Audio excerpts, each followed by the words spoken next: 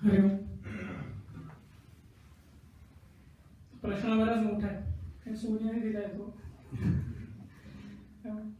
Personally मला तो प्रश्न आवडला. कदाचित या प्रश्नाशी क्लोजली रिलेट करू शकतो म्हणून असेल, किंवा थोडंसं अनालिटिकल किंवा इंटलेक्च्युअल कल किंवा ज्ञानाकडे कल असणाऱ्या साधकाचा सर्वसाधारण बहुतेक उद्भवणारा हा प्रश्न असावा. प्रश्नाची थोडीशी फोड करायचा प्रयत्न करत आपण. तर पहिला भाग असा म्हणतो की आमच्या मनात चिंता आणि काळजी आहे. खरंच आहे का? नक्कीच आहे. वय, परिस्थिती, स्थळ, काळ हे सगळे डायनामिक्स बघून त्याच्याप्रमाणे कदाचित ती वर खाली होत आहे, पण चिंता तर आहेतच. थोडंच आम्ही सर्वस्व ईश्वरावर सोडले नाही सोडले. अभ्यास, परीक्षा, नोकरी, घर, दार, पोरं, बाळ, परिवार, साधना सर्व तर आम्ही करतोय. The past not always carries the best memories for us. The future should be perfect, insured आणि सिक्युअर्ड, राईट? आणि that's where we are spending our present.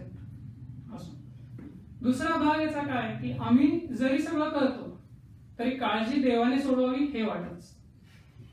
याच्यामध्ये एक छोटीशी गोष्ट आहे. एक बुवा होते, ओसाड जमिनीचा एक तुकडा त्यांना मिळाला. त्याला चांगला त्यांनी नांगरलं, सवरलं, त्याची मशागत केली. फळं, फुलं, पिकं असं सगळं त्याच्यामध्ये त्यांनी उगवलं. काही काळाने एक छोटासा आश्रम पण बांधला. एक गाय घेतली, ती दूध द्यायला लागली. ते काही शिष्य आले, पूजा पठण साधना नियमित होत होती. सगळे कसे कष्टाने केलेल्या गोष्टी आणि छान चालू होत्या. अचानक एक दिवस गाईला साप चावला आणि ती गेली. त्यांना दुःख झालं. आता हे सगळं देव पाहत होतं, तर भेट देऊयात, थोडंसं सांत्वन करूयात म्हणून आणि थोडीशी परीक्षा घेऊयात अशा कॉन्टॅक्ट मध्ये देव खाली. बाबांना ते प्रेमाने बोलले त्याच्याशी. त्यांना विचारलं की बाबा, जमीन कोणी मिळवली? मी मिळवली. पिकं कोणी काढली? मी काढली. फळं कोणी काढली? मी काढली. आश्रम कोणी बांधला? मी बांधला. गाय कोणी मारली? तू मारली. तर अभ्यास मी करतो, परीक्षा मी देतो, पैसे मी कमवतो, घर मी बांधतो, परिवार मी वाढवतो, संकट देवतो. हा तर दुसरा भाग. तिसरा भाग काय की फॉर्मल प्रार्थना देवाकडे करावी असं वाटतं. अगदी स्वाभाविकच आहे. मी थोडं जरी एखादा आस्तिक असेल माणूस, मी गॉड बिलिव्हर, राईट, तो तिकडेच जावं येतं त्याचं. अगदीच नास्तिक असेल, हे नॉन बिलिव्हर इन गॉड, तर अशा माणसाचे मन मी काळजी काय, चिंता काय त्याच्या इंटेन्सिटी प्रमाणे बँक मॅनेजर, हॉस्पिटलचा डीन, लोकल एरियाचा chief police inspector, local don कदाचित इत्यादी इत्यादीकडे धाव देतात. तर इथे गंमत काय की फॉर्मल ह्या शब्दात ती गंमत आहे आणि ती प्रश्नाच्या पुढच्या भागाशी निगडीत आहे. चौथा भाग प्रश्नाचा असा आहे की स्वामींच्या विचारांच्या सहवासामुळे आपोआपच मन मॅच्युअर्ड विचार करू लागतं. ते म्हणू लागतं की देवाला सर्वच कळतं आणि आता जे काही करेल ते कल्याणासाठीच करेल. वरचा फॉर्मल आणि इथला मॅच्युअर्ड हे दोन शब्द असे कनेक्टेड आहेत. सर्वसाधारण शिकवण आपल्याला काय माहितीये, जसं वय वाढत जातं तशी मॅच्युरिटी वाढली पाहिजे, ते अपेक्षित असतं. मॅच्युरिटी जशी वाढते तशी फॉर्मॅलिटी वाढली पाहिजे, म्हणजेच शिष्टाचार वाढवणं थोडंसं अपेक्षित असतं.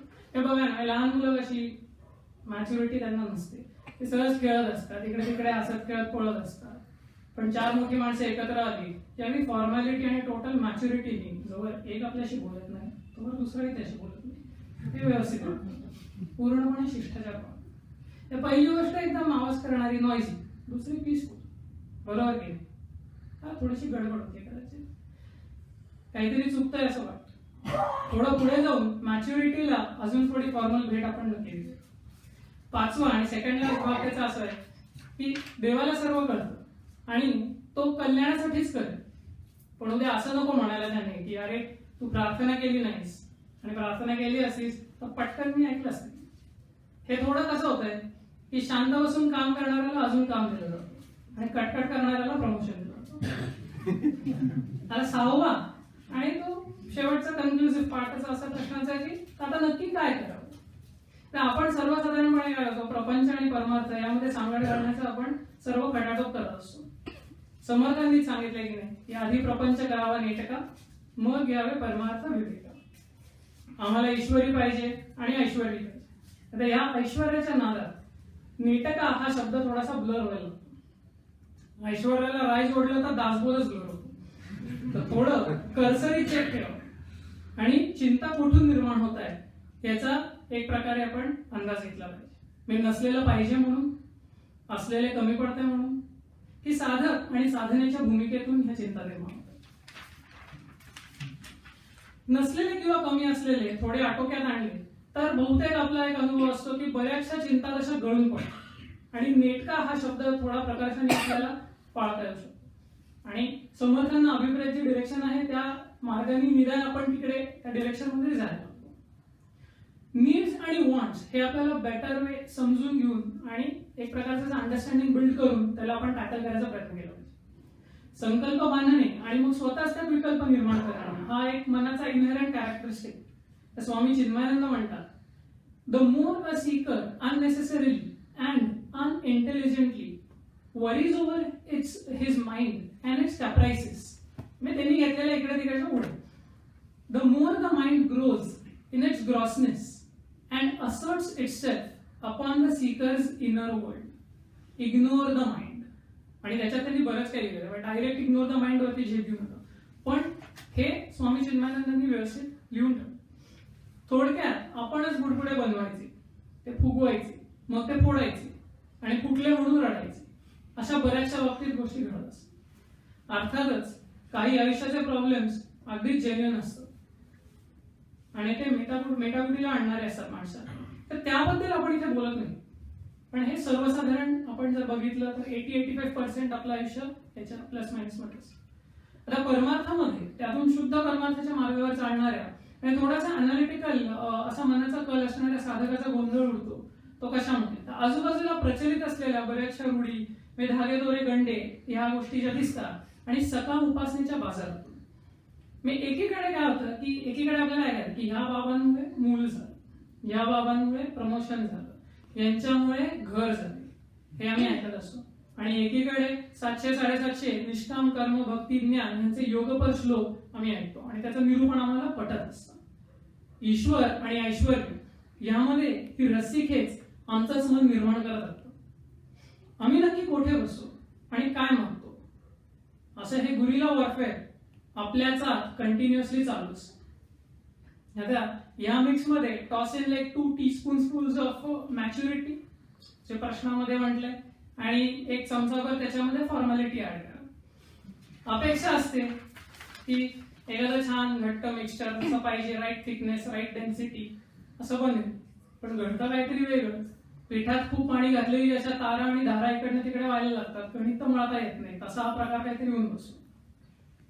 मग करायचे काय? सिंपल आहे की पातळ झाले तर त्याच्यामध्ये अजून 2 चमचे मॅच्युरिटी घाला आणि अजून 1 चमचा फॉर्मॅलिटी घाला. हो हो हो, पण आता दगड झाला, आता करायचं काय? मग नक्की रेसिपी आहे तरी काय? मग इथे आता आईला फोन लावायचा, पण इथे माऊलीला फोन लावायला लागतो. माझ्या इतकी माणसं, एवढ्या रेसिपीज, एकच माऊली. फोन डायरेक्टली आणि ते रेअरली उचलणार. मग कोणतरी ऑपरेटर आला, मग फोन उचलतो, पहिले विचारतो की बाबा रे, आणि आता फॉर्मली विचारतो कारण आपण फॉर्मली विचारत असतो की बाबा रे कुठली मॅच्युरिटी घातलीस? Press 1 for intellectual maturity, press 2 for applicational maturity, press 3 for experience maturity और press 4 to repeat in Marathi. हे साधारण आपल्याला इंग्लिश येत असतं, म्हणजे आपल्याला कळतं की काय हे बोल करतो, पण एक दाबावाचं पटकन आपल्याला ठरलेलं असतं की बाबा, पण नेमकी एकच ते इंटेलेक्च्युअल कारण आमच्यामध्ये येतं आणि to be on the safe side आपण 4 प्रेस करतो. हे बरोबरच, म्हणजे माऊलीपर्यंत जायचं, मदर किंवा मॉम पर्यंत जायचं नाही, मला मराठीत न जाऊ ना, कशाला बाकीची कडाडत पाहिजे. मग ऑपरेटर यावेळेस मराठीतून विचारतो की आपण कुठली शरणागती वापरली, शरीर किंवा बुद्धीची फक्त, तर 1 दाबा. आपण भावनेसाठी वापरली असेल तर 2 दाबा, आणि ज्ञान किंवा अनुभव ही वापरली असेल तर 3 दाबा. मग पुढच्या प्रश्नासाठी 0 दाबा. आपली ट्यूब पेटते, अगदी ऑब्व्हियस झालेलं असतं आणि आपण पटकन 1 झटकन प्रेस करतो, झाले की 4 प्रेस करतो. ऑपरेटर परत हजेल, ऑपरेटर पुढे सुरू करतो की थोडक्यात तुम्ही काय प्रार्थना करता हे जरा आता मला सांगा. मग नेहमीप्रमाणे 0 दाबा झाला. आम्ही म्हणतो थोडक्यात सांगायचं मी कोणी नाही, माझं कोणी नाही, मला काही नको, अशी आम्ही प्रार्थना करतो आणि 0 दाबतो. तयार होतं.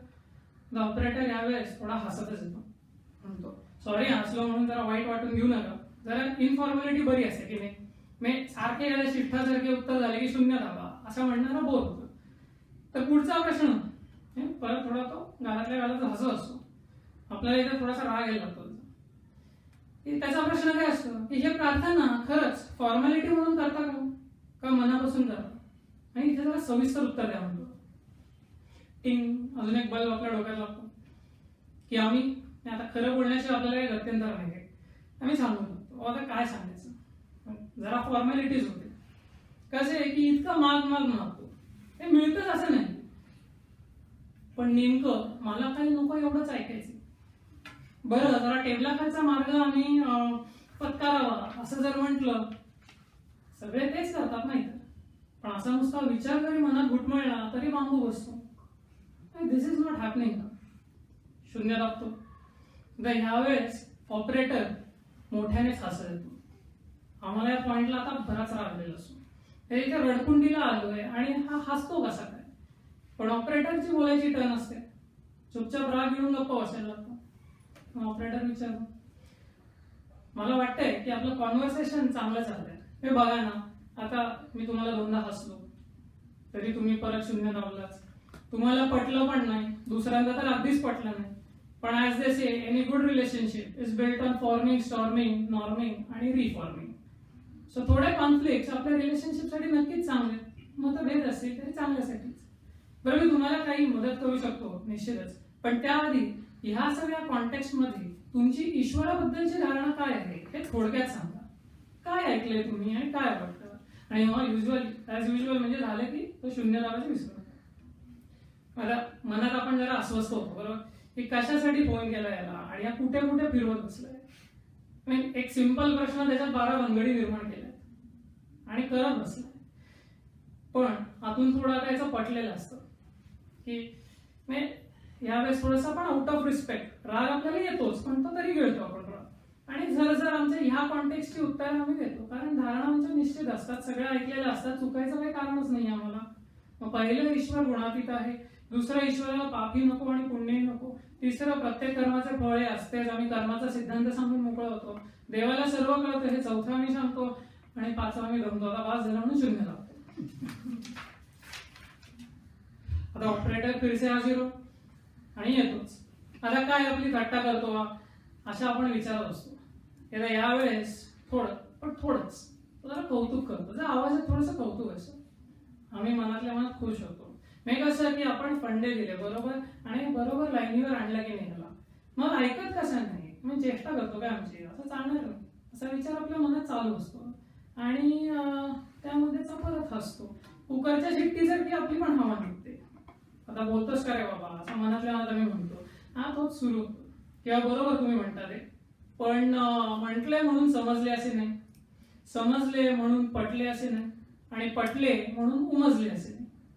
बघा कळते का मी काय सांगतोय ते. जेथे मुंगीच्या पायात बांधलेले घुंगरू देखील ईश्वराला ऐकू येते, ते तुमची प्रार्थना का नाही कळत. तुम्ही प्रश्नाची फोड केली ते माहिती आपल्याला जरा असेल ना, प्रश्नाची फोड ऑपरेटरला कॉल करायच्या आधी केलेली असते, पण याला माहिती असतं. आधी प्रपंच करावा नेटका हे बहुधा तुम्हाला बऱ्यापैकी लक्षात आले असेल. पण असं जाणवलंय की परमार्थाच्या गलबल्यात थोडासा विवेक कन्फ्युज होतो किंवा झालाय आणि मॅच्युरिटी फॉर्मॅलिटी मध्ये अडकलाय कदाचित.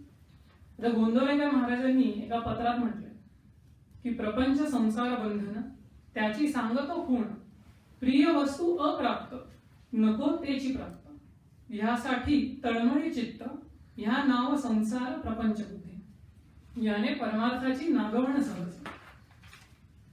तेच एका ठिकाणी म्हणतात की देव लोकांना का पाहिजे, तर मज होती सिद्धी प्रसन्न, पुढे करी भगवत भजन, माझी व्हावी बहुत कीर्ती, मग मी करीन रामभक्ती, माझा वैरी मृत्यू पावी, तर मी देवास भजे भक्ती भावे, माझी स्त्री व पुत्र राहे आनंदात, मग मी घेईन वैराग्य निभ्रांत. हे असेच या प्रपंच परमार्थाचे सर्वसाधारण साकडे आपल्याला बघण्यास मिळते. गोड पण कठोर असा त्यांचा उपदेश आहे. बरं तुम्हाला मागितलेलं मिळत का नाही आणि आडमार्गाने जावे तर बांबू का लागतो, तेच सांगतात त्याचं उत्तर की तुम्ही देवाच्या शाळेत लिहून सगळंच दिलं तर पूर्ती बिघडाल आणि त्यातच त्यांना त्यांची काळजी, आणि नाहीतर तुम्ही त्यातच घुटमळत बसा, हे नको. बरं, कधी कधी प्रसंग फारच वाईट असतो. साधक परमार्थाच्या मार्गावरून ढसळेल की काय अशी ही परिस्थिती कदाचित निर्माण होऊ शकते. सर्वसाधारण संत प्रारब्धात ढवळाढवळ नाही करत, पण आपण असं वाचतो की खंडू पाटलाला गजानन महाराजांनीच त्याची आबरू वाचवली. पाटलाने मर्या महाराजाचा हात तर तोडलाच होता. देशमुखांनी त्याला फूस लावली होती आणि देशमुख त्याचा फायदा घ्यायला बघत होते. आता हा खंडू गावचा पाटील, त्याच्यामध्ये त्याची आबरू जाण्याची वेळ आली होती. हातगाड्या लागतात की काय ही परिस्थिती. गावात जर नाक कापलं गेलं तर हा पुढे मागे बरं वाईट स्वतःच काही करू शकतो. ह्याच्यामध्ये महाराजांनी निश्चितच तुला काही संकट येणार नाही, तुझी अब्रू वाचेल हे त्याला सांगितलं. परमार्थाचे इक्वेशन हे 2+2=4 असे बसवणं अत्यंत कठीण आहे. माने वाटत असं करायची गरज पण नाही. स्वामी विवेकानंदांकडे एक आई आणि मुलगी आली होती आणि मुलीला कॅन्सर झाला होता आणि त्या ह्या इच्छेने आल्या होत्या की स्वामीजी त्यांचा कॅन्सर बरं करतील. तर तेव्हा स्वामींनी अतिशय प्रेमाने पण स्वच्छपणे सांगितलं की माते, अशी शक्ती माझ्यात असती तर मी स्वतःलाच बरं नसतं का केलं. त्यांची तब्येत तेव्हाही प्रचंड खराब होती. पण तेच आपल्याला असे प्रसंग वाचायला मिळतात की गोंदवलेकर महाराज कोणा साधकाचा ताप आपल्या अंगावर घेऊन अनेकदा रात्री कणात स्वतः बसले. आता परमार्थासाठी स्पेस अँड टाइमचे जे फॅब्रिक आहे ते फायनाईट आणि मिनिस्क्युल. प्रपंचासाठी सर्व काही स्पेस आणि टाइम मध्येच गुंडाळलेले आहे. असो, फार महत्वाचं साधकाच्या दृष्टीने आहे तो भाव. म्हणजे जसा भाव तसा देव असं जे म्हटलंय, तिथे कांदा मुळा भाजी अवघी विठाई माझी. म्हणून सावता महाराजांना कांदे आणि मुळामध्ये सुद्धा विठोबाचं दर्शन होत असते.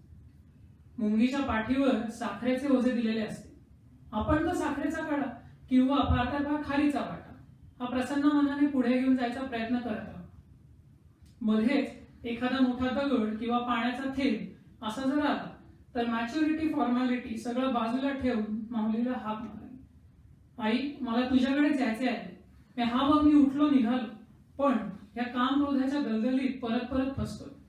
मायेच्या मोहाच्या दुख्यात हे षड्रिपू कधी गनिमी गावा करतील आणि करता या नुसत्या विचारांनी सुद्धा अंगावर बरेचदा काटा येतो. माझा हात धर, मला वाट दाखव, मला प्रकाश दाखव. व्यवहारात कधी कधी आपल्याला एखादी बातमी, म्हणजे असं इमॅजिन करायचं क्रिकेटची मॅच आपण बघत असतो बरेच, त्याच्यामध्ये भारत पाकिस्तान मॅच चालली आणि एखादी विकेट जाते. पाकिस्तानची विकेट गेली आहे आणि कडक इन स्विंगिंग बॉलरनी ती विकेट काढली.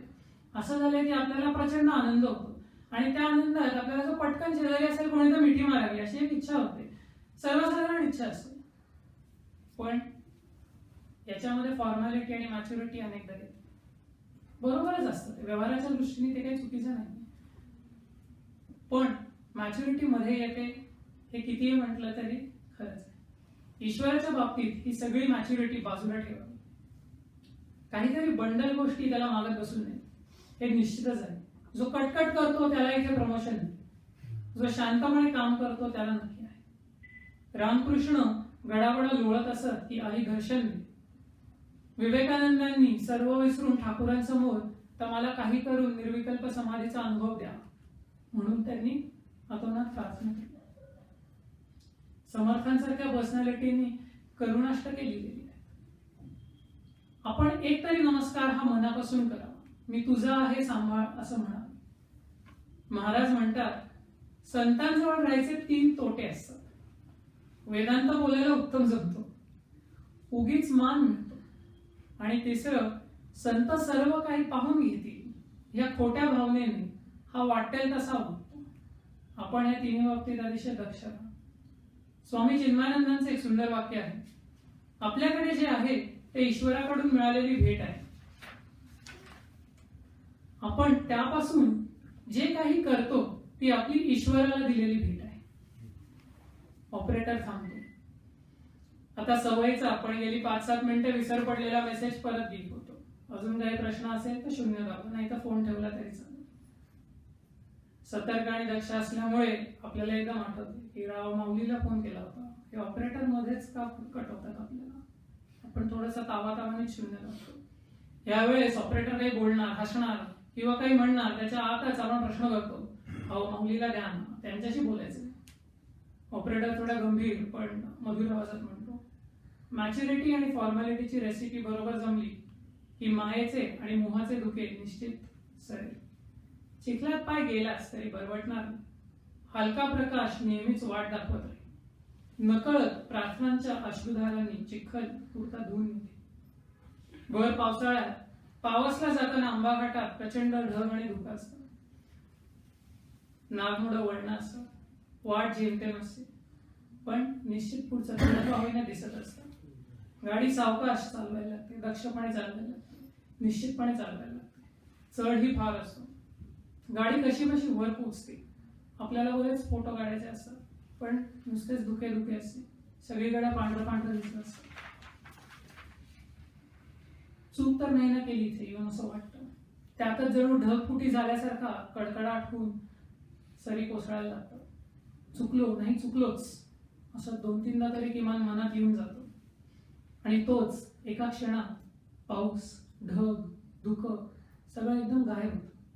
आणि समोर सह्याद्रीच्या हिरव्यागार अफाट कड्यांचे दर्शन, डोळ्याचं पारणं पडतं आणि प्रवासाचे सार्थक झाल्याचं आपल्या लक्षात येतं. ऑपरेटर म्हणतो, मग तुम्ही फोन करा, माऊली नक्की भेटतील. यावेळेस शून्य दाबा म्हणून मेसेज येत नाही. आम्हाला मिक्स फिलिंग्स असतात. थोडा आनंद असतो की ऑपरेटरमध्ये एक चांगला मित्र मिळाल्याचा. थोडा राग असतो, माऊलीला आम्हाला बोलून दिलं नाही म्हणून तिच्याशी. विस्मय आणि कुतूहल आणि थोडा भय देखील असतो. वाटेचं, प्रवासाचं, काहीशा अनिश्चिततेचं. पण फार महत्वाचं असतं ते एक प्रकारचं लाभलेलं बळ की या प्रवासात चालत राहण्याचं. हरिओम.